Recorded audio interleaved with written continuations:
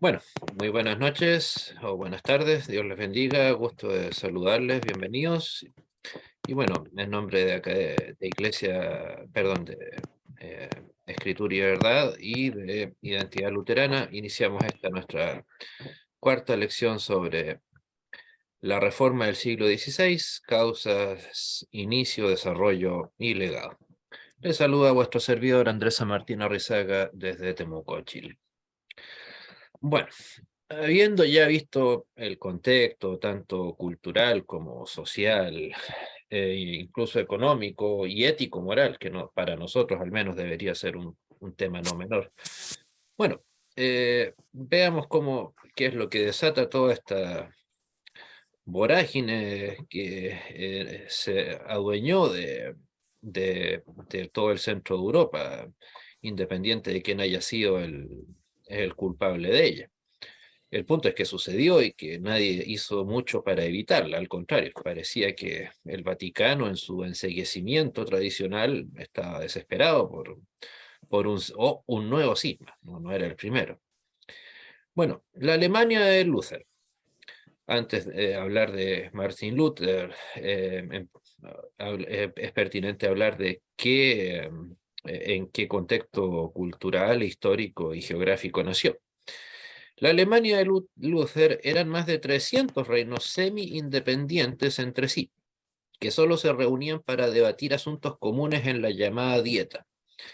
La más famosa, probablemente que todos nosotros hemos escuchado hablar de ella, es la llamada Dieta de Worms, cuando precisamente Lutero tuvo que enfrentarse a- al emperador y rendir cuentas, que en realidad no era un ejercicio de hecho, Lutero tuvo que asistir a varias dietas, la dieta de Augsburg, la dieta de Spira, etcétera. O sea, ¿por qué? Porque en este caso simplemente punto era que la religión era la que tenía el tema a tratar, pero insisto, podía ser la dieta, podía reunirse para firmar acuerdos económicos, para declarar la guerra, para aceptar a un nuevo miembro en este voluble mapa europeo que existía en aquella época, pero no era, digamos,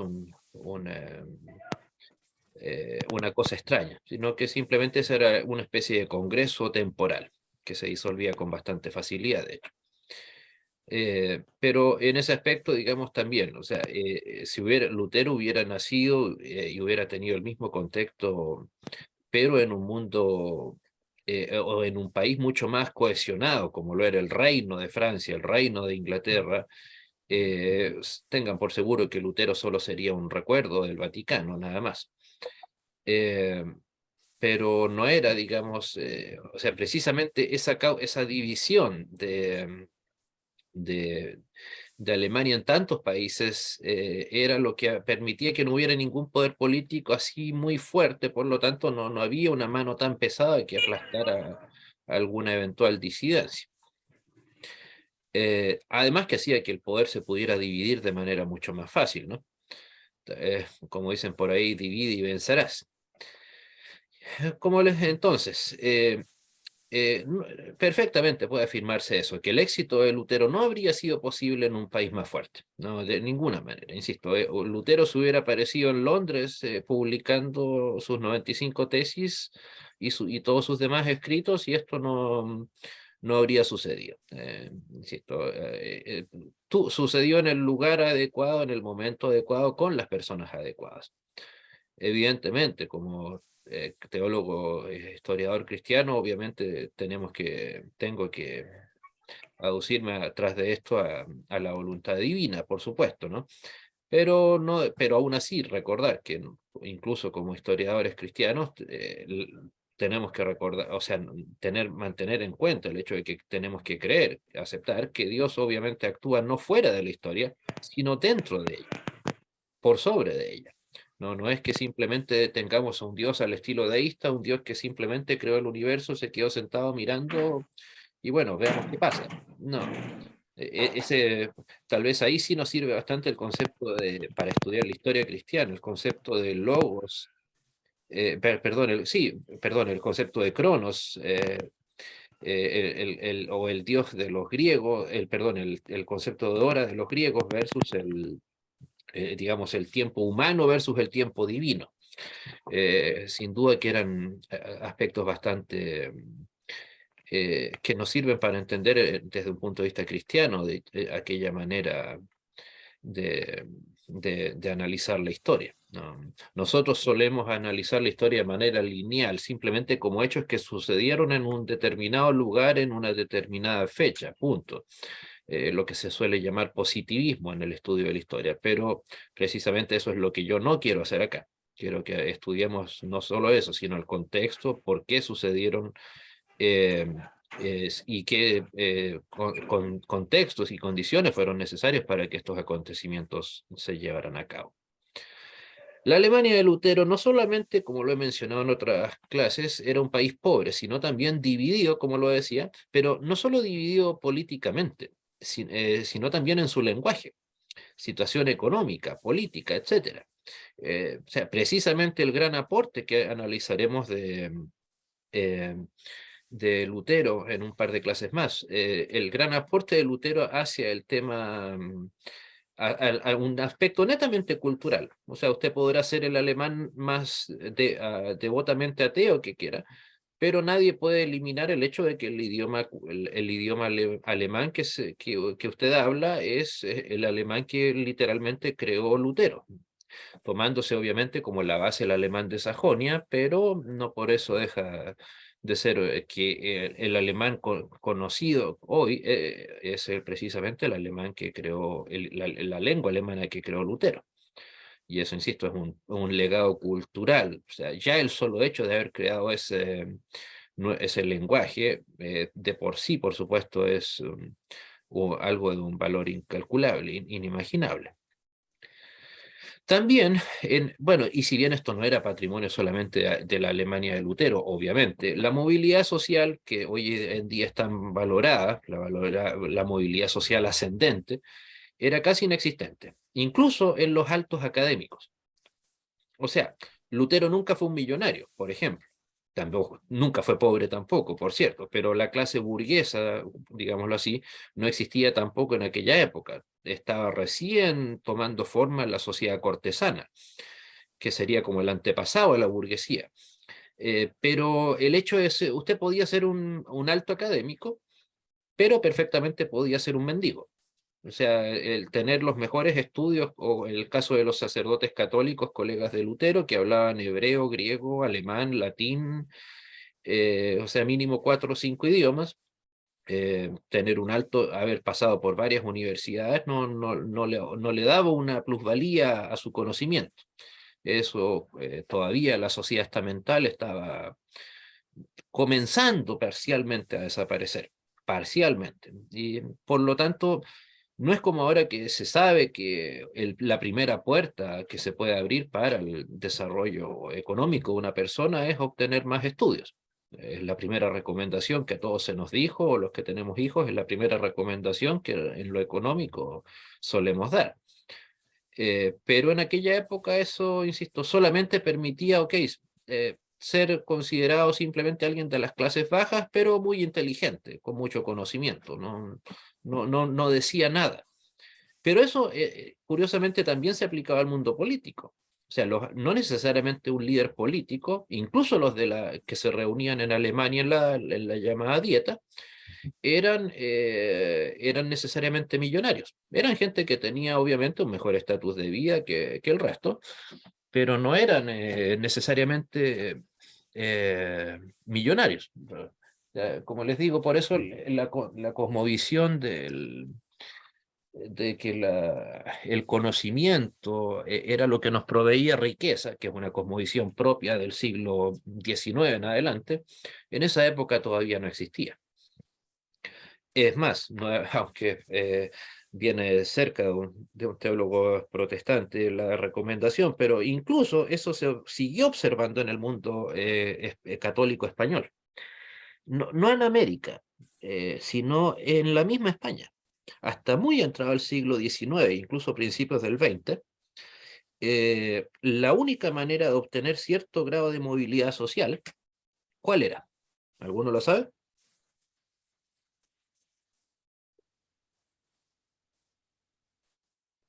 De hecho, mucha gente lo hacía exclusivamente para salir de la pobreza, si es que lo conseguía. Hacerse sacerdote, pues. Ahí al menos tenías trabajo asegurado para toda la vida, de paso tenías una buena, Calidad de vida. un buen acervo intelectual, tenías, qué sé yo, todos los Conocimiento. privilegios propios de un país ultracatólico como lo era hasta en el mismo siglo XIX, o sea, la España de la reina Isabel I. Eh, y de la misma manera, en el sentido inverso, usted podía ser perfectamente un rey, pero ser un absoluto ignorante, y eso pasó en toda Europa, o sea, no solo en España, por cierto, o sea, aliado nuestro indirecto habrá sido, pero Enrique VIII se podrán imaginar que no era un alto intelectual, por supuesto que no lo era.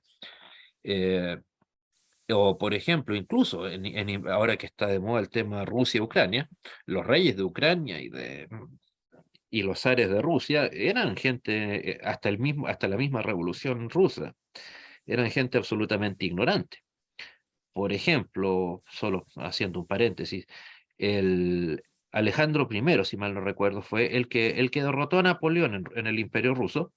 Ese hombre ni siquiera sabía leer a ese nivel de ignorancia, pero era literalmente una de las personas que ha sido dueño de más territorio en toda la historia de la humanidad. O sea, aquí el imperio ruso en la época de Napoleón, que se tragó hasta lo que hoy es Polonia, todavía eran dueños de Alaska. O sea, literalmente, uno de los hombres, de los 4 o 5 hombres que ha tenido más territorio bajo su mando en toda la historia, literalmente no sabía leer.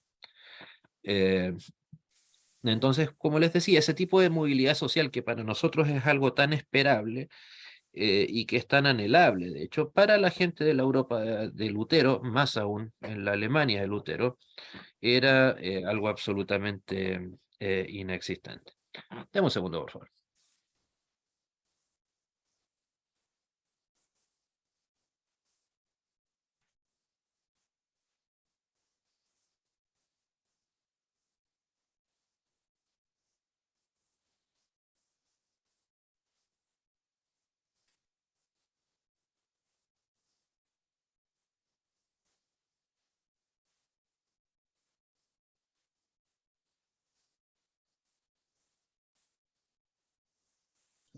Ok, disculpen.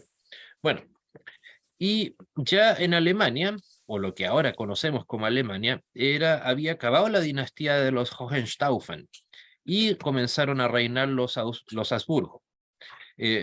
Por cierto, no creer que la ciudad de la Confesión de Augsburgo o la ciudad de Augsburgo, no, simplemente se parecen mucho, falta la U, por cierto, Augsburgo. Simplemente, y esta era precisamente la casa real a la que pertenecía Carlos V, entre esos, o sea, el emperador al que tuvo que enfrentar Lutero. Los Hohenstaufen fueron los que colaboraron con el Vaticano durante unos 200 años, entre esos los de Fernando Corazón de León, el rey alemán, del Sacro Imperio Romano Germánico.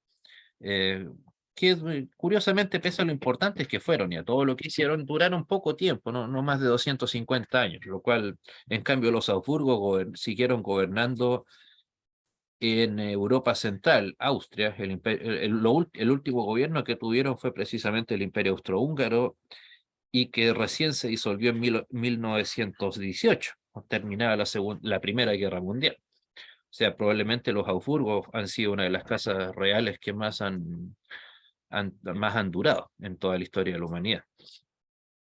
¿Alguna pregunta, hermanos?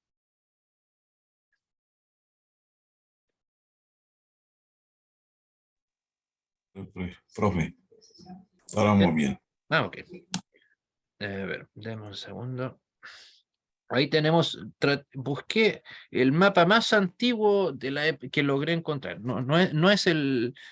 Pero eso es el centro de Alemania. Básicamente esa es la Alemania de Lutero. Eh, ahí está, digamos, lo que era el Sacro Imperio Romano Germano. No sé si se ve el mouse mientras lo muevo. ve. Ya, ahí está Austria, donde estoy ahora. Ajá, Acá está Polonia, que ajá. Polonia, bueno, se solía pasear entre ser un país independiente a ser parte de Rusia, o el Gran Ducado de Kiev, curiosamente Ucrania. Ahí está Bohemia. Ujú. Aquí está Sajonia, nuestra nunca bien ponderada Sajonia. Halle, Wittenberg, ahí donde está el puntero ahora. Leipzig, que si bien no era una ciudad tan, como lo decía, tan adinerada, era en efecto un gran centro cultural. Sí, Leipzig fue probablemente el primer centro cultural importante que hubo en Europa. Por eso dio lugar a su universidad, eh, y precisamente ahí es donde comenzaron los primeros grandes debates sobre la reforma.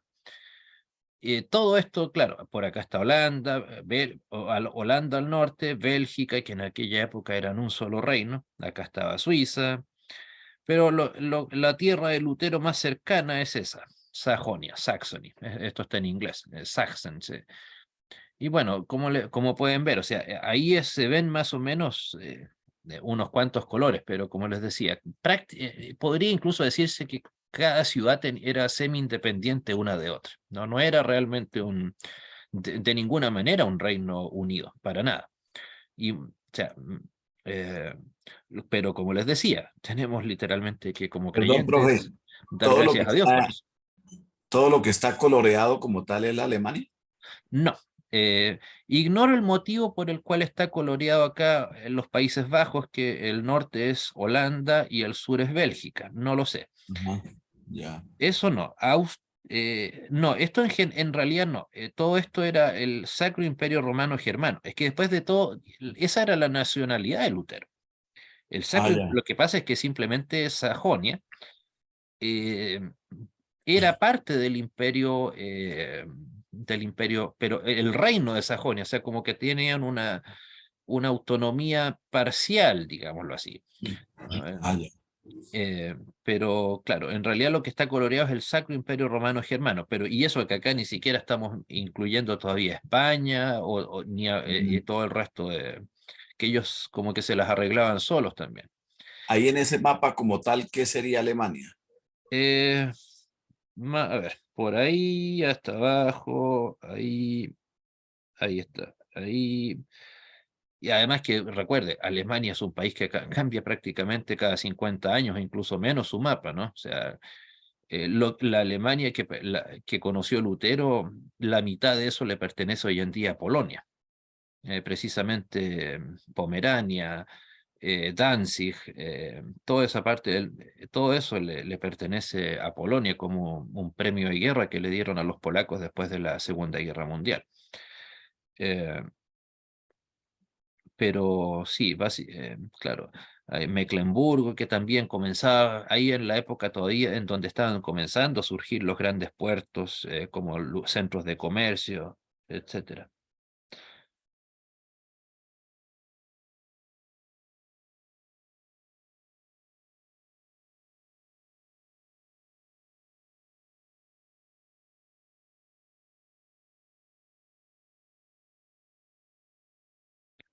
Ok. Como les digo, de todos los mapas que logré conseguir, este es el más que se acerca a la época en donde, al nacimiento de Lutero. Pero no logré encontrar uno que estuviera fechado en el 1400. Pero sí, ese es el mapa de la época en donde se estalló todo toda la reforma. Bueno, y ahora entramos a analizar grandes rasgos de nuestro nunca bien ponderado Martín Lutero. Ahí la pregunta que subyace es la que está escrita ahí. ¿Qué se puede decir de Lutero que no se haya dicho ya? O sea, como les decía, no es mi intención simplemente repetir cosas que pueden encontrar en cualquier libro. O sea, eh, y además, ¿qué tanto de realidad y qué tanto de mito en lo que se dice de él? Como nos guste o no, o sea, en todo personaje, una vez que este personaje muere y su legado trasciende a su propia persona. Eso sin duda lo podemos ver probablemente con muchos de los libertadores de América, desde el mismo Washington hasta Bernardo Higgins y San Martín acá en el sur del continente. Bolívar otro tanto, o sea, hay muchas luces y sombras que poco o nada se habla de ellas, de estas personas, eh, pero ¿qué tanto, digamos, hay real al respecto de estas personas o no? O sea, evidentemente no es un santo impoluto Lutero como nos gustaría hacerlo, como que nos gustaría, perdón, que fuera, pero tampoco obviamente es lo que suele decirse de él, que es un hereje, un heresiarca. Heresiarca es básicamente como el hereje dentro de los herejes. Eso vendría a significar básicamente heresiarca. Mayor de los herejes. Claro, el Sería. hereje entre herejes, algo así. Correcto. No. En varias ocasiones he leído que en textos católicos se refieren a, a Lutero como heresiarca, pero cosa que creo que a Lutero le agradaría mucho leer, pues no me cabe la menor duda. O sea, no sé, pues no, me preocuparía si mis enseñanzas fueran alabadas por el Vaticano, ¿no cree usted? No, Claro. eso querría decir que algo estamos haciendo mal. Bueno, obviamente, demonio ni hablar. Mesías del cristianismo para muchos. En algún sentido exagerado podría decirse que en efecto lo fue. También rebelde, o sea, depende, pues la rebeldía siempre es necesariamente un acto de maldad, porque, a ver, piénselo No, así, no, si no, un no, católico me jamás. dice Lutero fue un rebelde, En buena hora. a buena hora, claro. O sea, Yo siempre he eh, visto que un rebelde es que generalmente se tiene el término de rebelde aquel que es contradictor. Pero es que yo digo, si usted es contradictor, pero fundamentado y argumentado, no es contradictor, es un exhortador. claro, sí, exhortador podría ser un muy buen concepto, en efecto. Y obediente, claro, también podría ser obediente así como desobediente. Claro, a los ojos del Vaticano, lógicamente Lutero va a ser un rebelde y un desobediente. Pero el punto en ese sentido es, ¿a quién tendría que haber sido leal Lutero? Como él mismo lo dijo, ¿a la palabra o a lo que dijeron un loco allá en el Vaticano? ¿A quién Él tendría que siempre fue obedecer? obediente a la palabra. Claro, mi conciencia es cautiva de la palabra de Dios, no de un papa. Y como lo Ujú. dijo segundos antes en ese mismo discurso, no creo ni en el papa ni en sus concilios. Entonces, claro que fue rebelde al Vaticano, por supuesto. Si no, no estaríamos acá, de hecho. O si lo hubiéramos estado. O sea, porque por cierto, hay cuidado con renegar tanto a veces de nuestros orígenes históricos. En alguna conferencia que se me pidió dar hace unos 10 11 años, eh, alguien me decía, no, es que nosotros como pueblo protestante venimos de Pentecostés, solo de Pentecostés. Pero afirmar eso es como creer que básicamente se terminó de escribir el texto bíblico y de ahí no hubo fe cristiana hasta el 1800. O sea, o Así que de es. ahí, claro, y porque qué conexión histórica. Y de nuevo, eso es decir, en el fondo, Dios no actúa a través de la historia. O sea, en qué sentido puede decirse que Dios actúa a través o en la historia? Así como, por ejemplo, Dios da vida a través del agua. El agua es la fuente de vida. Claro, literal y metafóricamente. Precisamente por eso es que el único planeta donde hay agua es la Tierra hasta ahora y por eso es que hay vida. Pues comprobado, ¿no? Claro, o sea, bueno, es como, pienso en todo el alboroto que se arma cuando se encuentra restos de una aparente gota de agua en Marte. Hay vida, lo primero que se dice, se encontró vida en Marte. En ese sentido, volviendo al punto, ¿pudo haber actuado Dios a través de otro medio? Claro que sí, es Dios, ¿no? Pero bueno, tuvo bien utilizar a su servidor, en este caso Lutero, posteriormente a Calvino, incluso a un verdadero chiflado como Enrique VIII. O vamos a decir que Enrique VIII, porque el motivo de su separación con Roma fue un divorcio. ¿No quiere decir que no actuó para la voluntad santa de Dios?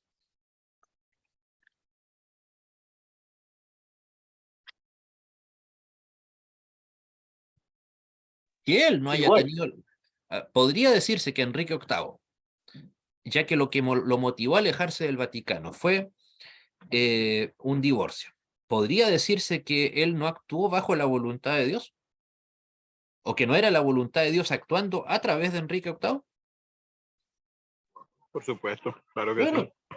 no habrán sido los motivos más santos que digamos, especialmente eso deben opinar los familiares de sus ex esposas, pero, pero actuaron después de todo a través de ellos, ¿no? Por eso el ejemplo del agua, o sea, no es que estemos cuando decimos el agua da vida, Dios da vida a través del agua. Bueno, es el instrumento que Dios utiliza, el instrumento biológico, químico, para dar agua, para dar vida. ¿Hay algo de malo en dicha afirmación? ¿Estamos diciendo, no, Dios no da la vida por decir que la vida está en el agua? No, Dios se vale del agua que él mismo creó para dar vida. O sea, alguien podría decir, pero es que Dios podría haber creado otro elemento, perdón, no, el agua no es un elemento, haber creado otro compuesto químico para dar vida. Ok, pero en el universo que usted y yo conocemos, ¿cuál fue el líquido vital? ¿O es el líquido vital? El agua. El El agua. agua, punto. O sea, en el Agua. mundo real que usted y yo conocemos, ese es el medio que Dios utilizó, punto. O sea, ¿para qué? Como lo decía este caballero, que literalmente se molestó cuando yo decía que Dios había utilizado a Lutero, a Calvino, a los reformadores para dar lugar a la iglesia evangélica. ¿Y qué más iba a utilizar entonces? O sea, él quería ser básicamente un puente directo entre Pentecostés, y en sus propias palabras, por cierto, entre Pentecostés y básicamente los movimientos misioneros de origen norteamericano e inglés del siglo XIX.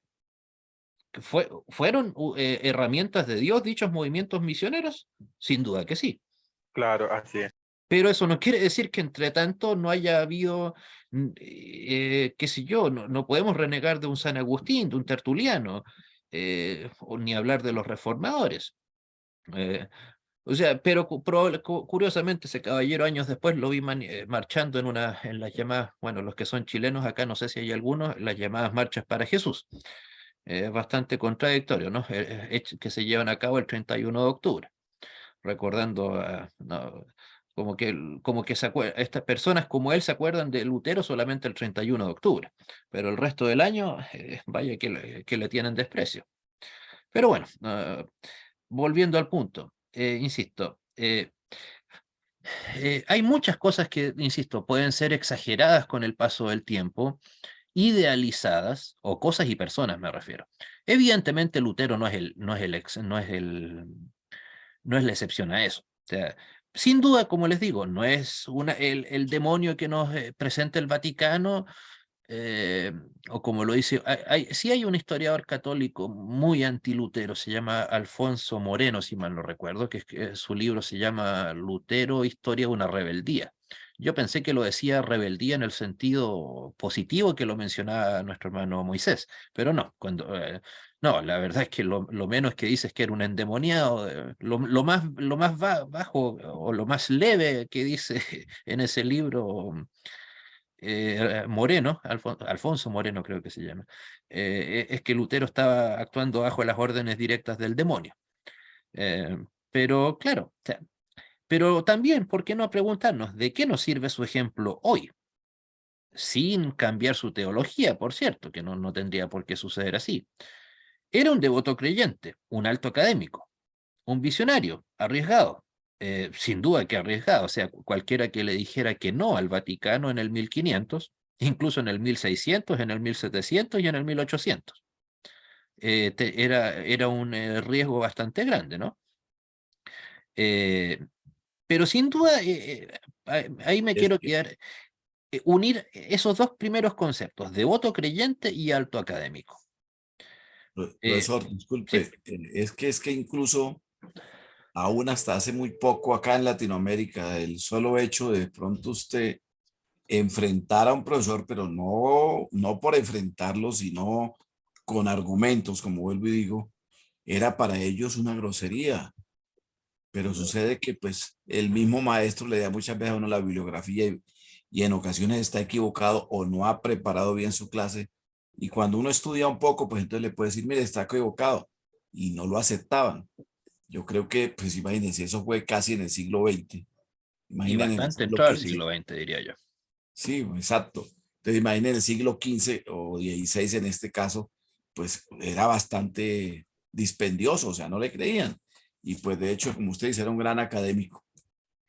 Sí, y por eso yo quería, como les decía, unir ambos conceptos, devoto creyente con alto académico.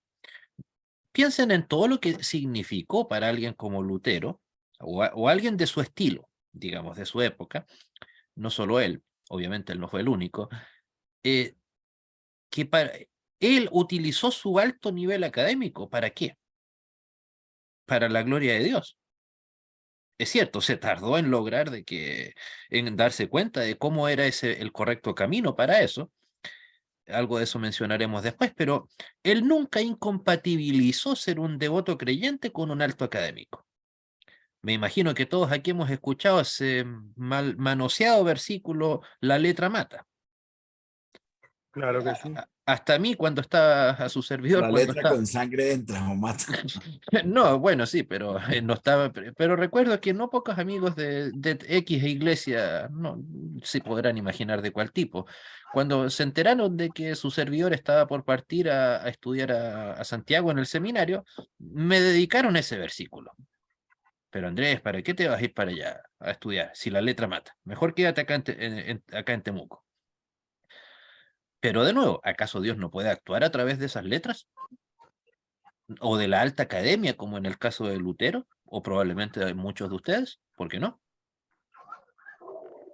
O sea, todas esas, como digamos, que aparentes menosprecios al desarrollo del intelecto, a mi opinión, son también un desprecio al poder de Dios actuando en la vida del creyente.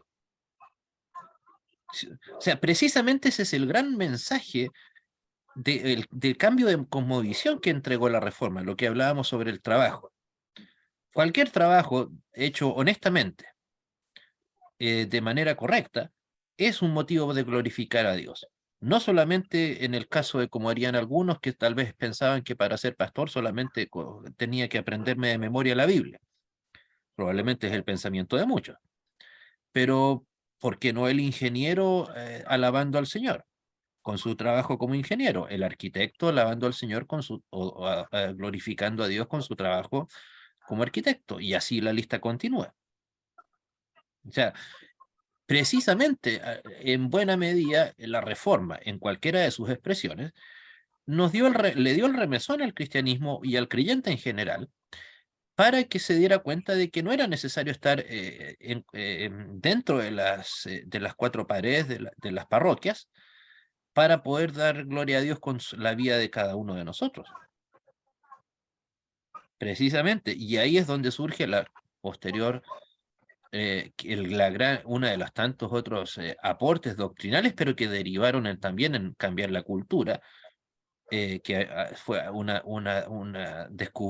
redescubrimiento bastante maravilloso, que es el sacerdocio universal de los creyentes. Todo creyente puede glorificar a Dios en igual manera, independiente de si frente de él hay un sacerdote o no lo hay. Entonces, recordemos, ¿por qué no seguir hasta donde nos es posible? No, ¿por qué considerar incompatibles el ser un académico? Y no lo digo en el sentido de obtener un doctorado en Harvard, no, dedicarse con excelencia a lo que uno hace. Si usted es un electricista, pues bueno, dedíquese con excelencia a su trabajo. ¿Por qué no? Hoy, especialmente hoy en día, ¿quién puede decir que no tiene los medios para obtener conocimiento? Probablemente yo que soy profesor de secundaria, como ya lo he comentado, mis alumnos tienen por lejos más medios para aprender de los que tuve yo a la edad de ellos. ¿Cuál es el problema? Que lamentablemente no le toman mucho peso y valor a dichos elementos. Y cuando hablo de elementos me refiero a elementos tangibles, literatura, ni hablar internet. Lamentablemente hoy en día, bien sabrán, lo saben tanto como yo probablemente, muchos alumnos saben jugar los juegos más complejos que pueda haber en un teléfono celular, pero vaya usted y dígale a uno de esos muchachos, por favor utilice la calculadora que hay en su mismo celular. Calculadoras que seguramente los que ya tenemos acá en este grupo más de 40 años, ni siquiera se nos pasaba por la mente tener una calculadora en nuestras manos en el colegio, y esta gente, o sea, desestima toda esa cantidad de dones. Que no nos pase eso con los dones que Dios nos da a nosotros. Pues bueno, también tenía una pésima autoestima. En algunos aspectos eso, digamos, a posteriori puede decirse que nos sirvió bastante a nosotros. ¿Por qué? Porque al tener Lutero esa pésima autoestima, algunos dicen que él probablemente tenía algún tipo de depresión endógena. Es muy posible, por sus actitudes, por su manera de afrontar los problemas, pero lo bueno es que él, esa autoestima, el considerarse el más bajo de todos, precisamente le sirvió para lo que viene después, que jamás se sobreestimó. De hecho, nunca he encontrado una fuente que me diga si realmente son corroborables las supuestas últimas palabras de Lutero. No sé si alguno las ha escuchado de los que están acá, las que se dice que fueron sus últimas palabras antes de morir.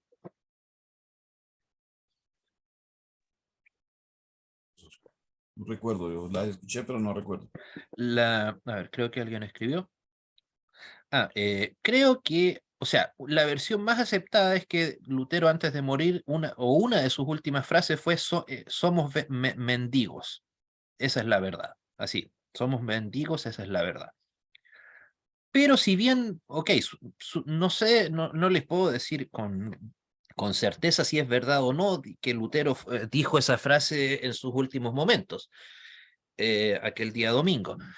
Pero con seguridad sí puede afirmarse que eso es el resumen de su autopercepción. Lutero jamás hizo gala de sus conocimientos de manera de ufanarse seguramente, claro, cuando hablaba del. Claro, la hermana Mónica, perdón, nos escribe, sí, sinónimo de humildad. O sea, si hay alguien que podría decirse del personajes de la historia, o sea, es más allá del hecho obvio de ser luterano, si me dijeran un ejemplo de una persona que se tiraba al suelo, digamos, en lo que era su autoestima, ¿quién mejor sino Lutero? O sea, él recuerden, o sea, ahí lo vamos a ver con más detalle más adelante en lo que queda de esta clase y en las siguientes, pero o sea, tenía su doctorado, algo casi inalcanzable para el común de la gente en su época y más aún en su país. Pero él no era alguien que despreció sus orígenes, para nada. Al contrario, precisamente utilizó los dones que tuvo para servir, pero su conflicto de considerarse alguien indigno continuó toda su vida. Lo bueno es que Lutero no se quedó solamente, digamos, en el castigo de la ley de Dios, en el sentido de sentirse pecador. Porque claro, una persona que no es humilde, como nos escribe, o sea, la hermana Susana nos escribía la palabra humildad. Pues bueno, una persona que no es humilde, ¿se va a reconocer a sí misma pecadora y por ende necesitada de Dios? Para nada. Para nada. O va a quedar ahogada en la frustración del pecado. Por ejemplo, el año pasado tuve que ayudar a alguien o hablar un poco sobre el tema del filósofo danés luterano, por cierto, Kierkegaard. Y hice una comparación entre la vida de Kierkegaard y Lutero. Básicamente la vida de Kierkegaard, que murió creo que con menos de 40 años, eh, es básicamente la etapa hasta previa a a la conversión de Lutero, hasta que él descubriera el mensaje de la gracia de Cristo. Él se sentía muy afligido por el pecado, por sentirse indigno ante Dios, cosa que por un lado está muy bien, todos nosotros debemos sentirnos de esa manera, pero lo importante es que nosotros sepamos y reconozcamos que Dios también nos entrega su gracia. Pero si en nosotros está la gracia de Cristo, es porque ¿quién tiene que menguar si en nosotros está la gracia de Cristo? ¿Quién tiene que disminuir su importancia? Uno mismo. Nosotros. Como Exacto. decía la nueva palabra, es necesario, digo, Juan el Bautista, es necesario que yo mengüe para que otro crezca, para que crezca. Claro, o sea, el hecho de que es uno mismo el que tiene que menguar. Nosotros, claro. Muy bien, gracias. Entonces, en ese aspecto, digamos, es muy, no solo rescatable, eso es una palabra muy sencilla, muy valorable, el hecho de que Lutero jamás se sobreestimó. Insisto, estamos hablando de la persona que hizo el mayor aporte cultural a un país que tiene ya casi 2000 años de existencia, aproximadamente. Desde, bueno, dependiendo de qué fecha le demos como origen a la cultura alemana, pero al menos en 1000 años, la persona que aportó culturalmente más a Alemania. O sea, ¿qué más importante que darle una identidad nacional a un país y de paso darle su lengua? O sea, ¿qué más propio de un país que tener su propia lengua? Más aún en la Europa antigua, donde tener una cultura propia. Si no, pregúntenle a los ingleses, ¿por qué ellos están tan orgullosos de ser el único país que habla inglés y no les interesa unirse al resto de Europa? ¿Por qué? Porque para ellos su identidad nacional es su lengua, su rey, su reina, o rey ahora, su historia, pero especialmente su lengua. Por eso es precisamente que a ellos no les interesa ir a estudiar a Estados Unidos, ni que les ofrezcan Harvard, ni que les ofrezcan Princeton, Yale, etc. No, yo me quedo en Oxford. Yo me prefiero ir a Escocia. ¿Por qué? Porque como ingleses patriotas queremos, digamos, mantener nuestra identidad nacional, nuestro lenguaje. Hasta el día de hoy los ingleses, tal vez por resabios, obviamente, que quedaron desde la guerra de independencia norteamericana, posterior a la guerra de 1812, evidentemente quedaron muchas heridas al respecto, pero no desmedran el hecho de que, sin duda, los ingleses anhelan vivir su propia cultura. Y parte fundamental de esa cultura es precisamente considerarse ellos superiores al resto del mundo. No estoy diciendo que eso sea bueno, por cierto, pero, insisto, el punto es lo importante. O sea, no es simplemente que Lutero tradujo un libro, en este caso la Biblia, de un lenguaje antiguo a un lenguaje moderno, sino que literalmente creó un nuevo lenguaje, con toda la revolución cultural que eso trajo posteriormente. O sea, incluso eso es reconocido por el mundo secular alemán hoy en día. En la revista Der Spiegel, una revista muy famosa, seguramente más de alguno de ustedes la ha escuchado mencionar. Der Spiegel, en el año 2001, se hizo fruto de más de un año de que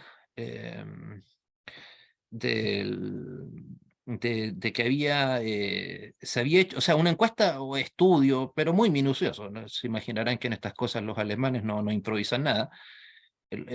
Y se hizo un análisis de cuál era el personaje que más, no solo que más te gustaba, sino cuál era el más importante y que había dado más, ¿cómo decirlo? Había sido más prolífico para la historia de Alemania.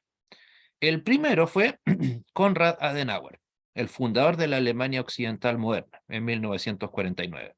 O sea, un personaje que todavía estaba fresco, digamos, un político moderno. Y de ahí de inmediato le seguía Lutero. Y no estamos hablando de que Alemania sea un país particularmente de fanáticos religiosos, lamentablemente eh, el mundo alemán dejó lamentablemente el luteranismo después de la Segunda Guerra Mundial ampliamente, no es, insisto, o sea, pero la gente incluso, como les digo, a pesar de todo eso, se da cuenta que Lutero es el personaje de la cultura alemana. Ok, estarán los grandes poetas, los grandes músicos, pero bueno, la mayoría de ellos precisamente eran seguidores de Lutero. Johann Sebastian Bach, Händel, Schiller, etcétera. O sea, Entonces, finalmente, todas esas grandes condiciones, cualidades que podían observarse en Lutero, terminaron llegando a cualquier otro aspecto de la vida cotidiana, de la cultura del país en donde Lutero estaba. Y al respecto del conocimiento de la vida de Lutero, es una gran recomendación de su servidor. No subestimar la bibliografía católica al respecto de Lutero. para nada. Es cierto, como les digo, tengo por ahí un par de... Se imaginarán que ya que me dedico a este tema, tengo creo que 27 libros con biografías de Lutero, desde biografías de autores pentecostales hasta de Opus Dei. Y son muy contradictorias las bibliografías, o sea, para empezar, en castellano al menos, la más completa, la que ya les mencionaba, la de 2 tomos de García Villoslada, la más completa. La que más le da duro, la que golpea al Lutero más duro, también de otro español, Alfonso Moreno, Martín Lutero, Historia de una rebeldía, pero esa ya no circula, yo la tengo porque la conseguí cuando era un estudiante. Pero hay otra que de hecho está en mi web también, voy a ver si la logramos compartir para que la conozcan, que se llama El caso Lutero, que es de un historiador jesuita, imagínense, jesuita italiano, de apellido Oliver, si mal no recuerdo, Daniel Oliver. Y resulta que ese hombre literalmente absuelve a Lutero. O sea, cuando habla del caso Lutero se refiere al caso en el sentido judicial del término. Y él, insisto, en base a los antecedentes que él que pudo encontrar, esto debe haber sido de los años 50 más o menos, el proceso Lutero, perdón, así se llama, el proceso Lutero. Y él, insisto, absuelve a Lutero, lo declara inocente de que, y en la conclusión es que Lutero no debería haber sido excomulgado. En ese aspecto, digamos, hay que reconocer que los historiadores del Vaticano, cuando quieren ser honestos en su praxis, la verdad que son bastante prolijos, no son gente, insisto, digna de despreciar para nada. O sea, por ahí uno pensará que una buena biografía de Lutero puede venir de un autor impreso en Grand Rapids o por editorial Client. No, al contrario, muchas biografías de Martín Lutero rayan, evangélicas, digamos, rayan en el sensacionalismo, en la inexactitud de muchos datos, eh, o caen casi en la novela, por así decirlo. Por eso, como les digo, no, si se trata tanto de biografía como de historiografía de la vida de Lutero, los autores católicos son muy, muy dignos de ser citados. Bueno, ¿alguna pregunta mientras tanto? Hay 2 sellos postales alemanes, perdón, sobre Lutero, precisamente dedicados uno, como lo dice ahí, de Polinesia Francesa. Estos fueron impresos ambos, si bien son de países distintos, impresos con motivo de los 500 años del nacimiento de Lutero, en 1983. El sello postal que está a la derecha, aunque debería haberlos puesto al revés, fue impreso por la Alemania comunista, precisamente la zona en donde nació Lutero quedó en manos de la parte encerrada, digámoslo así, por el muro de Berlín. Sajonia, Turingia, todas esas zonas quedaron en manos del gobierno de Honecker. Hermano Cristian o pastor Cristian, ¿necesita comentar algo? Sí, ambas, hermano y pastor. Ok. Sí, claro, porque somos igualmente hermanos en Cristo, hijos del mismo Padre. Sí. A propósito de estos mitos, de las cosas ciertas e inciertas que se dicen respecto a Martín Lutero, ¿qué nos puede decir usted del antisemitismo que se le atribuye a él? Gracias. A ver, bueno, buena pregunta que si bien vamos a abordar en un par de clases más, ya en los aspectos varios de Lutero, pero bueno, para no evadir el tema, a ver, ¿Lutero era antijudío? A mi opinión, sí, pero usted y yo, ¿somos antijudíos? Yo no. ¿En qué sentido? En el A ver, sentido de que no estoy contra las personas de ellos ni su ascendencia étnica. exacto, ese es el punto. Lutero Y no tampoco. podría estarlo. Los que descendemos de él, de ellos, Ese es el punto, que Lutero descendemos de ellos. tampoco. Lo que descendemos pasa, de... a ver, en primer lugar, seguramente he escuchado muchas veces hablar de un documento escrito por Lutero, pero que jamás salió a circulación estando vivo Lutero, que fue escrito curiosamente en latín. Es algo muy paradójico. Lutero murió el 18 de febrero de 1546 y este libro Lutero lo escribió, o sea, libro, digamos, un documento que en hoja texto Word tamaño 14 son unas 50 páginas, que se llama Los judíos y sus mentiras. Pero ¿en qué sentido Lutero atacaba el judaísmo? En el sentido netamente religioso, en el mismo sentido en el que se refería, por ejemplo, al Papa como el anticristo o al Vaticano como la gran ramera, etcétera. En otras palabras, ahí se estaba refiriendo al Papa como el anticristo, a León X en su calidad de persona o en su calidad de Papa. De papa. Exacto. Sí. O sea, ya, alguien me dirá, bueno, pero es que los nazis, y que los nazis supuestamente poco menos andaban con el catecismo de Lutero en el brazo. A eso iba a decir yo, se adelantó. Justamente eso yo también iba a hablar sobre el Bueno, tema de los nazis. pero ahí si bien es un tema bastante álgido y queda hasta incluso para una clase completa, pero piénselo así. A ver, Hitler, católico. Observante, no, nunca, no vamos a decir que era particularmente así, bueno para ir a misa, pero no era luterano. Y en su libro Mein Kampf, que yo tuve la oportunidad de leerlo, la palabra Lutero no se menciona nunca.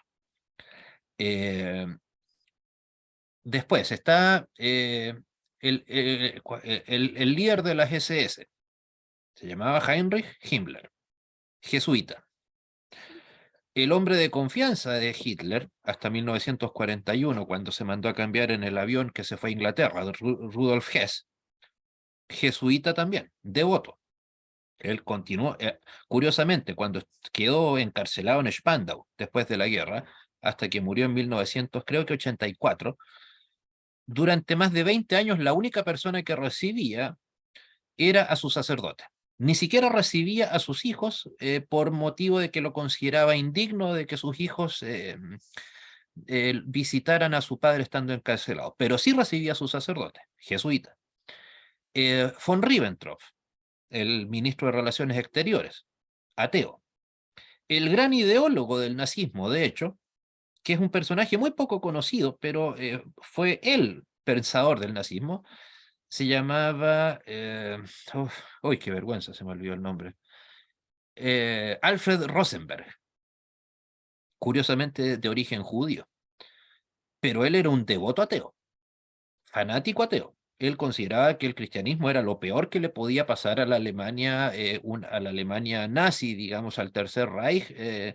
¿Cómo, entonces, de que realmente el nazismo haya tenido una influencia, digámoslo así, eh, de cualquier tipo a gran nivel, que no sea más allá de la opinión del común de la gente, no, eso es una exageración que yo creo que con el tiempo, incluso ni siquiera los llamados neonazis hoy en día se toman en cuenta eso. O sea, pero volviendo al punto de ese documento, Los judíos y sus mentiras, ese documento, insisto, ataca, suponiendo que el texto que circula en castellano es una correcta traducción del alemán, que yo diría que no, hasta donde yo sé, porque curiosamente la única parte en donde he encontrado ese texto en castellano es en una página que se llama, o se llamaba, no sé si existe, que se llama Conoceréis de Verdad.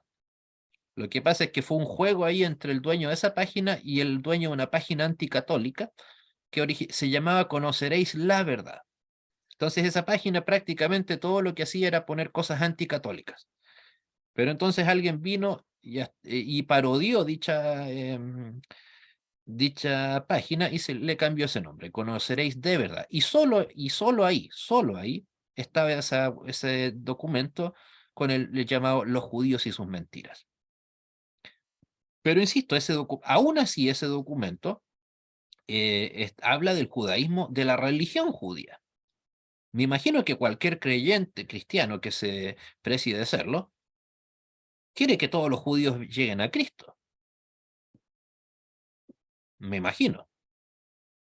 a menos que haya alguno que no crea en la conversión, o alguno que crea que hayan dos caminos de salvación. Bueno, lamentablemente sí me consta que hay algunos que piensan eso, pero eh, sin duda que, o sea, Lutero, supongamos que Lutero haya dicho la frase, quiero que el judaísmo desaparezca, no decía en el sentido de exterminar a los judíos al estilo cual nazis en Auschwitz. No, él quería que el judaísmo desapareciera de qué, de manera natural, vía, entiéndase, conversión. Que los judíos precisamente salieran de esa mentira, de esa religión, digamos, farisaica, y llegaran a Cristo. Por ahí, por ejemplo, hay algunas frases que se mencionan que son hasta incluso es cosa de lógica, saber que esas frases son falsas. Por ejemplo, se dice que Lutero daba órdenes de quemar las escuelas judías. Estamos hablando de nuevo de un pueblo que ha andado escondido toda su historia, los judíos, me refiero, en Europa. ¿Ustedes creen que iban a andar caminando por las calles de Wittenberg o de Eisleben o de Turingia o de Sachsen, etcétera, iban a ver el letrero afuera que decía Judenschule, escuela judía? Literalmente a los judíos los culpaban de todos los males de Europa, incluso de la peste negra, y se iban a atrever a tener escuelas de manera pública. O también supuestamente Lutero decía hay que quemar sus escuelas, sus sinagogas, sus centros de reunión. ¿Acaso creen ustedes que los judíos del siglo XVI andaban diciendo de manera pública, publicitada, dónde se reunían, dónde estudiaban, dónde adoraban? Ya de por sí esa frase en sí, insisto, le quita seriedad a dicho argumento. Pero insisto, pero el punto medular en este caso es, insisto, aquí el texto. O sea, y por lo demás, supongamos que, ok, los nazis, algunos seguramente eran de origen luterano, pero bueno, eso no quiere decir, y de hecho, obviamente, estamos hablando de un país que en la época de la Alemania nazi, el 34, cuando tomaron el poder total, qué sé yo, el 60% de la población era evangélica. Pues bueno, también habían nazis menonitas, nazis católicos, obviamente. Pero ustedes creen, pero en el sentido inverso, ¿ustedes creen que un solo, o que no habían judíos de raza judía, pero de religión luterana? Seguramente que los habían. Y si bien no estoy haciendo una apología a este personaje, pero después de todo, Dietrich Bonhoeffer, que era un pastor, comillas, luterano, con ideas doctrinales bastante heréticas, por cierto, pero bueno, a él no le sirvió de nada ser luterano. Terminó en la horca el 9 de abril del 45. O también, para que no digan que solo me quedo con los luteranos, el llamado pastor de Buchenwald-Pfarrer, Paul Schneider. También muy alemán era, muy protestante era, en este caso era reformado, calvinista, y eso no le sirvió de nada al momento de ir al paredón de ejecución. Entonces, simplemente yo creo que eso es una artillería que ni siquiera el catolicismo usa. Yo creo que lo está utilizando bastante el neoateísmo o el ateísmo más moderno, que busca la secularización de la sociedad. Eh, Porque obviamente, qué mejor, ¿no? Que en una manera de, ok, ya que no podemos acusar a Stalin y a Mao Zedong de ser cristianos, pues bueno, entonces acusemos a Lutero de ser el instigador del holocausto. Qué mejor, ¿no? Entonces así nos olvidamos de los 150 millones y nos quedamos con los supuestos documentos en donde Lutero tan duramente atacaba a los judíos. Pero que insisto, ya sea por un tema de texto, así como de lógica, es básicamente difícil de creer que sean reales las afirmaciones que a Lutero se le atribuyen. Porque, insisto, hasta donde yo sé, solamente ese texto existe en latín y cuando mucho fue traducido al alemán. Pero Lutero nunca lo sacó a circulación. No es parte de los 50 tomos de obras de Lutero, ni de la edición Wittenberg, ni de la edición Weimar. No. Entonces, Profesor, sí. no, pero termine y después le hago la pregunta para no cortarle. Pregunte, dígame. No. Así las cosas y según por lo que usted expone, ¿podría entonces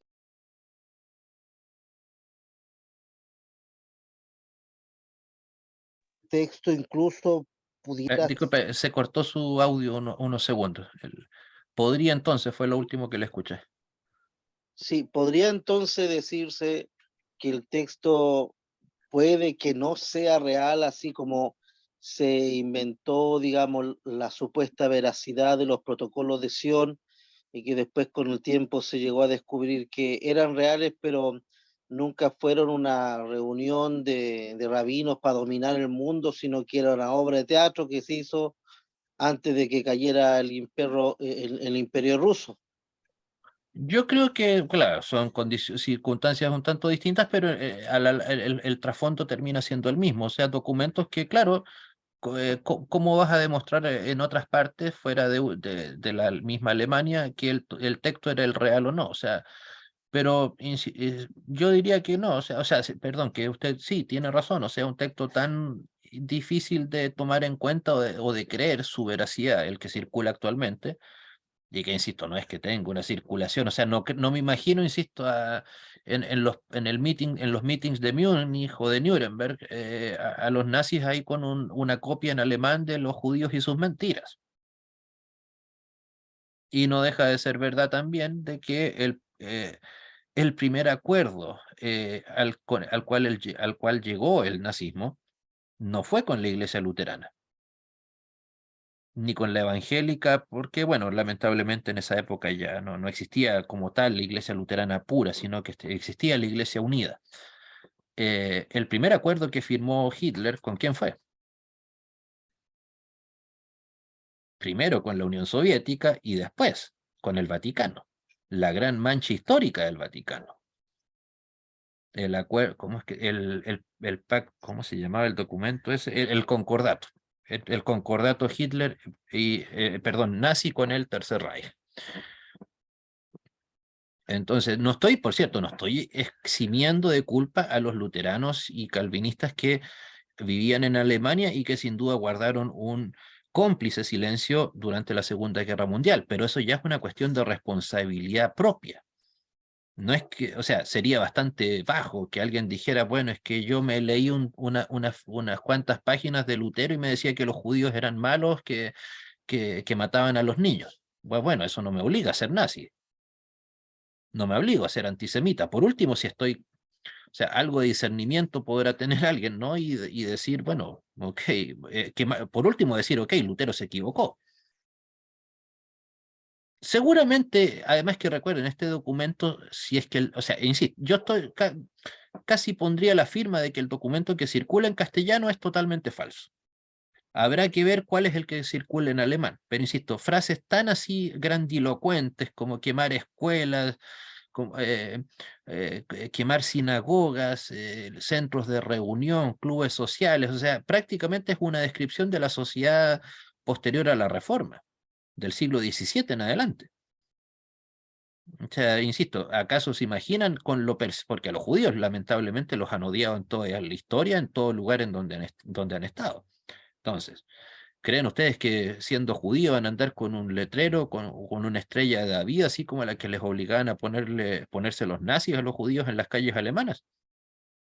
Insisto, hasta eso de por sí ya tiene bastante, es bastante ilógico que hubiera pasado eso. Entonces, por lo tanto, malamente Lutero podría considerársele como un antijudío en el sentido racial del término. Sí, un antijudío en el sentido religioso. O sea, él no, que obviamente como creyente cristiano que era, él quería que los judíos se hicieran a Cristo, se acercaran a Cristo. De hecho, hay un documento que sí existe, que más corto seguramente, mucho más antiguo, creo que del 1530, que se llama Jesús fue judío. Obviamente ese documento creo que lamentablemente está solo en alemán, ni en inglés lo he logrado encontrar. Pero lamentablemente de ese documento nadie habla. Y ahí sí, en efecto, Lutero habla en el sentido de precisamente como un ataque al antisemitismo, que ya obviamente existía bueno, existía desde siglos antes en toda Europa, ¿no? Entonces, si escribió un documento también llamado con ese nombre, tan elogioso, o sea, Jesús es judío, o sea, No escribió un documento que se llamara Jesús era alemán, Jesús era europeo, Jesús era blanco, caucásico, no, Jesús era judío. Eso nos dice bastante de que en realidad muchas de estas afirmaciones en contra de Lutero son más un ataque ad hominem que realmente una afirmación sustentable. Bueno, a ver, en vista de la hora, sí, nos quedan unos minutos. Bueno, pero Martin Luther. Curiosamente, el apellido de su familia no era Luther, sino Luther. Su padre nació con el apellido Luther, tal como lo ven escrito en la pantalla. Y su madre se llamaba Margarita Ziegler. Nació el 10 de noviembre de 1483 en Eisleben, un pueblito en aquel entonces de unas 3.000, 4.000 personas. Hoy en día creo que no alcanza a llegar a las 30.000 personas. Prácticamente todos los lugares en donde vivió Lutero, tanto en sus primeros días como sus últimos días, porque curiosamente Lutero murió en ese mismo pueblo, gracias a Dios no fueron bombardeados durante la Segunda Guerra Mundial y la parte histórica de Eisleben se mantiene casi idéntica. Bueno, ustedes saben, los europeos cuidan mejor su patrimonio que nosotros los latinos, y gracias a eso se mantiene la casa de Lutero en donde nació, donde vivió sus primeros años, la parroquia, etcétera, se mantiene todo casi idéntico como en el 1500. Bueno, si bien no existía, como lo decía hace unos minutos, la burguesía, la situación económica de su familia era estable. Precisamente por eso es que Johannes Luther se cambió su apellido a Luther, como una manera que era muy común de demostrar un cambio de estatus, ya sea económico o cultural. Por ejemplo, muchas de las manos derechas que tuvo Lutero nacieron con otro apellido al que se les conoció. ¿Cuándo se cambiaron su apellido? Cuando lograron obtener su titulación universitaria. Eso era una costumbre, al menos en la Alemania del fin de la Edad Media y donde el tema de los apellidos no era algo tan estricto como los comenzó a hacer posteriormente. Era una costumbre bastante normal. O sea, en ese caso, como llegó a ser el padre de Lutero dueño de al menos 2 minas de cobre, seguramente cuando él logró ser dueño y no solamente un trabajador de dichas minas, probablemente ahí fue cuando él decidió cambiar su apellido a Luther. Pero como les decía, el apellido real de Martín Lutero era Luther. Por cierto, esa es una costumbre que siguió hasta algunos el mismo libertador de Chile, o mal llamado libertador de Chile, Bernardo Higgins. Ese no era del apellido de su familia. O ¿cuál es el otro personaje? Bueno, el mismo Hitler. Recuerden el apellido de sus antepasados, ya que hablábamos de los nazis hace unos minutos. El apellido de sus antepasados era Hitler, con D, aunque el apellido de su padre era Schicklgruber, porque su padre era hijo natural no reconocido. Imagínense, hubieran estado gritando los nazis Heil Schicklgruber. Le habría sido un poco complicado dar el saludo a esta gente, ¿no? Y bueno, por orden precisamente a causa de ser dueño de estas minas, es que su padre le ordena en 1501 que ingrese a la Universidad de Erfurt a estudiar Derecho. ¿Derecho con qué objetivo? De conocer todos los tejemanejes legales propios de tener un negocio que eventualmente podía crecer bastante. Y fue recién en 1505 cuando ingresa al monasterio agustino. Ahí tenemos obviamente, a la izquierda la foto de Johannes Luther, el padre, y a la derecha la madre Margarita Ziegler. Y ese precisamente es la casa que, claro, eso hoy en día es parte de una población, una villa, pero esa imagen es de la casa donde nació Lutero. Y lo que se ve más al final es la parroquia en donde fue bautizado Lutero. Recuerden que Martín Lutero se llamaba Martín precisamente por la fecha en que fue bautizado. San Martín, que creo que es 2 o 3 días después del 10 de noviembre, no lo recuerdo con exactitud. O al menos en el calendario alemán. Puede que en Latinoamérica sea distinto, no lo sé. Ok, bueno. Y ahí precisamente está también, vaya a saber uno qué tanto de leyenda o qué tanto de veracidad hay tras ese relato, que el problema es que Lutero nunca habló al respecto de eso, pero la historia nos cuenta que precisamente lo que sucede en esa imagen, que es una imagen que tiene unos 200 años aproximadamente, donde Lutero se enfrenta en una, o sea, no se enfrenta, se encuentra en la mitad de una tormenta y muere la persona que le estaba acompañando por un rayo, y ahí Lutero dice la frase, o habría dicho la frase, ayúdame Santa Ana, que me haré monje. Y claro, se fue precisamente. Lo que es verdad es que el hecho sucedió, sí tomó la decisión de hacerse sacerdote, cosa que se sabe que su padre casi lo expulsó de la familia por tomar dicha decisión, que lo consideraba que estaba faltando al mandamiento honra a tu padre y a tu madre, que como la voluntad de su padre terrenal en este caso era que fuera abogado y no sacerdote. Entonces con eso él estaba, según su padre, digamos, que era alguien muy estricto con él, muy, muy estricto, eh, entonces estaba faltándole el respeto. Y bueno, pero eso fue precisamente entre Erfurt, caminando desde Erfurt, o sea, cuando él estaba titulándose, camino de vuelta a Seisleben, a la casa de sus padres. Eso fue el 2 de mayo de 1505. Y prácticamente de inmediato es cuando ingresó al convento agustino. Y es ordenado o la unción sacerdotal la recibió por parte del arzobispo Juan de Lapche. Poco se sabe de ese caballero, excepto básicamente que fue quien le hizo la unción de manos, unción sacerdotal de manos eh, a Lutero. Y eso, por cierto, también mucha gente piensa que eso es parte solo del mito, pero hasta donde he logrado averiguar, sí es verdad que Lutero en su primera misa derrama el cáliz a causa de los nervios que tenía. Piensen, para alguien timorato como Lutero, que estaba peleado con su padre, todo lo que tiene que haber significado consagrar su primera misa, más aún siendo un católico en aquella época. Porque para Lutero, ¿qué es lo que derramó en realidad? ¿Simplemente un poco de vino? La sangre de Cristo.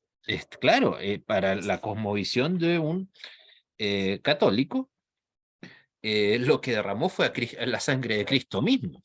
O sea, quizás, imagínense, yo creo, de no ser porque casi no conocía el texto bíblico, puede haber pensado que estaba que él, digamos, que tomó la Santa Cena indignamente, con toda seguridad. Tiene que haber pensado eso, que la había consagrado indignamente y que por eso, como una especie de castigo divino, había sido derramada. Él sí escribió sobre esto, sobre esta anécdota, pero aún así, hasta cuando la leí, algo la traduje, eh, él hablaba así, todavía con seriedad al respecto, no la veía como una anécdota simpática, sino como algo realmente agobiante para él. Perdón, Bueno, profesor. sí. ¿Duró tan poco la ordenación? ¿2 años? ¿O es que de pronto lo homologaron estudios por sus estudios de derecho?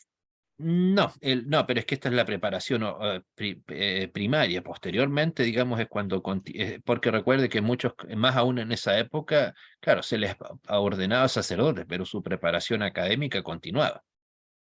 De hecho, Lutero continuó estudiando hasta 1515, cuando fue enviado a Wittenberg.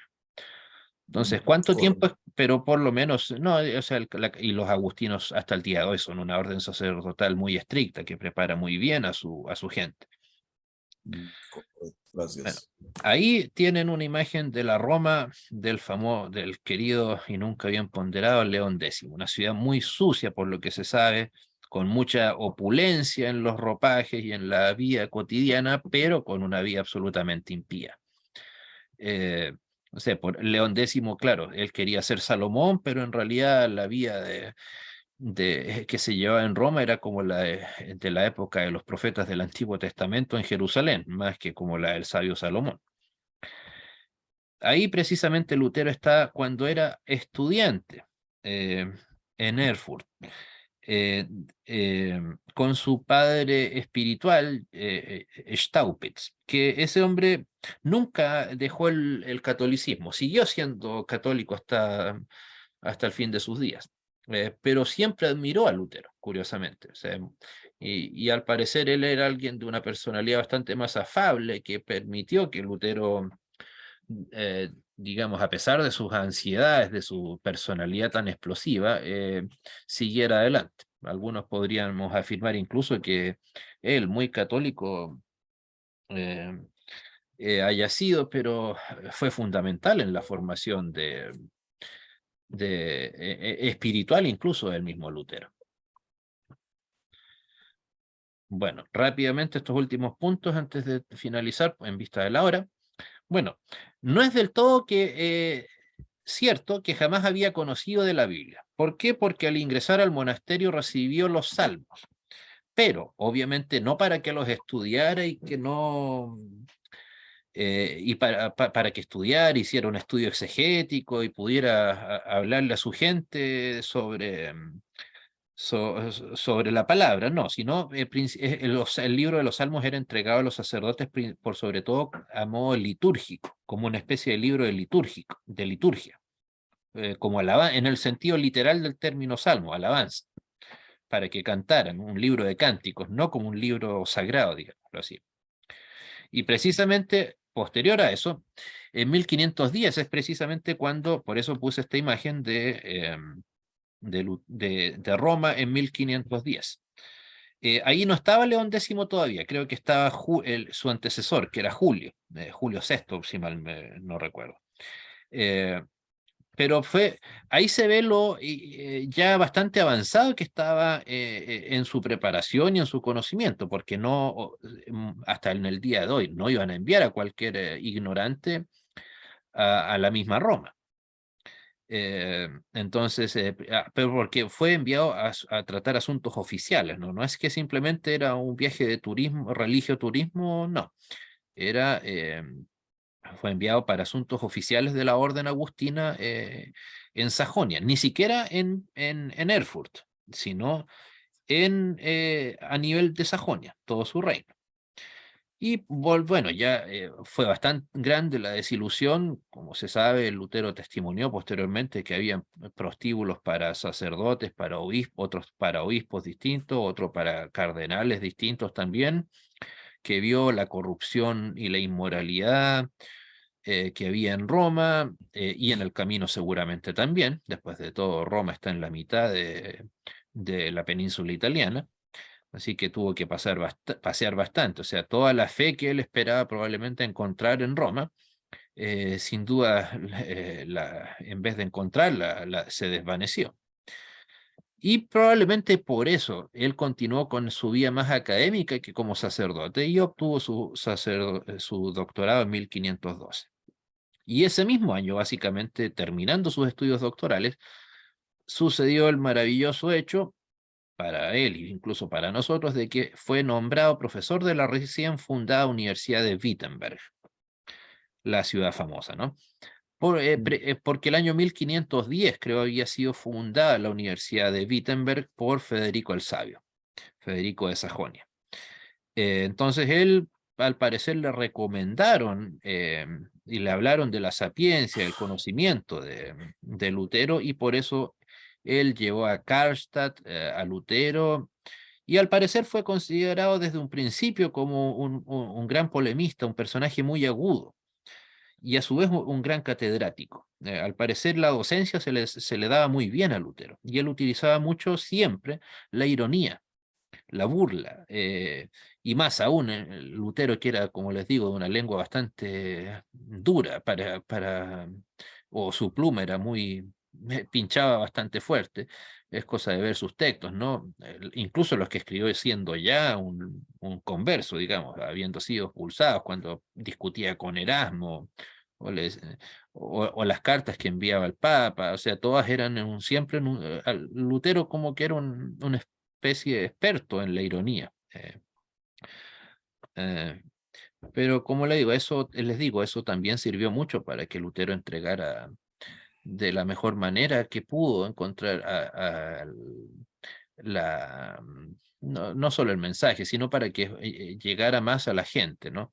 Si lo hubiera presentado todo de una manera tan fría, catedrática, la gente no se habría acercado tanto en aquella época a, a Lutero al proceso que recién se estaba iniciando. Bueno, esa es precisamente una de las, desde ahí, es una foto también, tiene unos 150 años esa foto, que es de la casa parroquial de Lutero, en una de esas, creo que la que estaba ahí, en donde está el mouse, era el claustro de Lutero, en Wittenberg. Y creo que estaba junto de inmediato a la universidad y a los lugares conocidos ahí, la Schlosskirche, porque igual Wittenberg creo que tenía no más de 2.500 personas en aquella época. O sea, también todos estos lugares tomaron auge, pero de todas maneras, Wittenberg hoy creo que tiene 30.000 personas. Y gracias a Dios también, no fue un lugar que fue abatido por los desmanes que dejó los bombardeos ingleses en la Segunda Guerra Mundial, gracias a Dios. Fue, digamos, como era un pueblo pequeño precisamente, no era un lugar de importancia estratégica, ni militar, ni técnica para ser destruido, y gracias a Dios eso permitió que todos estos lugares, patrimonios históricos, culturales, no desaparecieran.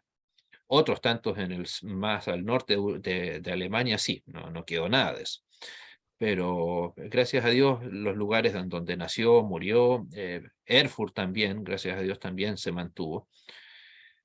Sí, durante la época de la DDR, la Alemania oriental, todo esto fue muy censurado, hasta que se dieron cuenta en el gobierno de Honecker que los turistas estaban más interesados en conocer de la tierra de Lutero que de los revolucionarios del siglo XVI, Thomas Münster y sus seguidores. Y ahí no les quedó otra que abrirse un poco al turismo europeo. Pero bueno.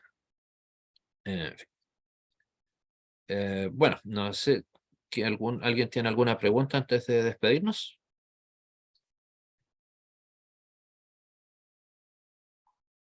¿Comentarios? Ya dejé en el chat, por cierto, del grupo el texto de las 95 tesis y la biografía de Bainton, para los que quieran profundizarlas. Ojalá las 95 tesis las hayan leído para el martes, por favor. Les pediría eso encarecidamente. Aunque de todas maneras, las 95 tesis, voy a revisar qué pasa en mi web, que no se pudo abrir, pero de todas maneras ahí están y están en muchas otras páginas. Espero que no se desilusionen Yo la cuando las logré abrir lean, siempre, pero pero por sí. el computador, profe. Yo la logré abrir por el computador y ya la había descargado. Pero de todas Ok. maneras, Ya. y las leí más o menos así a grosso modo y prácticamente todas hablan de las indulgencias en general, ¿no? Claro, es que, ¿qué más iba a hablar en ese momento, Lutero? No era mucho lo que se podía discutir. Sí, Si bien eso pero sí. lo hablaremos la próxima clase, pero recuerden, Lutero en su ingenuidad creía que el Papa en Roma, o el Santo Padre, una persona tan buena como León X, no tenía noticia en Roma de lo que el malvado Tetzel estaba haciendo en Sajonia. O sea, recuerden, hay mucha ingenuidad en la redacción de las tesis. Era algo absolutamente impensable para el Lutero de octubre del 1517 que un hombre supuestamente tan bondadoso como el Papa, como de hecho se me refiere al Papa como alguien bondadoso en las 95 tesis, en más de alguna ocasión. Si mal no recuerdo, en 24 de las tesis, Lutero se declara indirectamente leal al papado. Lo que él creía, insisto, era que todo esto era un invento de Tetzel allá, perdón, sí, de Tetzel allá en Sajonia, y que el Papa en Roma no tenía noticia de lo que estaba pasando. Gran error, evidentemente. Bueno, ¿alguna otra pregunta, comentario? No, señor. Bueno. En fin. Bueno, siendo así entonces, recuerden, nos encontramos el próximo martes, si Dios así lo permite. Bueno, espero haberles sido de vuestro agrado esta clase y que Dios les bendiga.